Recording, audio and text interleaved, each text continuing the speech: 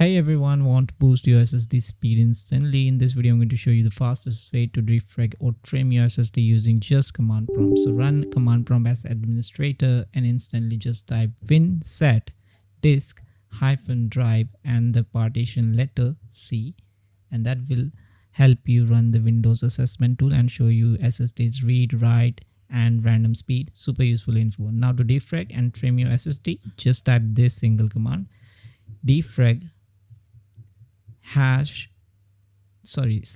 then the letter of capital O and then the partition with colon and press enter. That's it. Windows automatically performs defragmentation and retrim your SSD partition.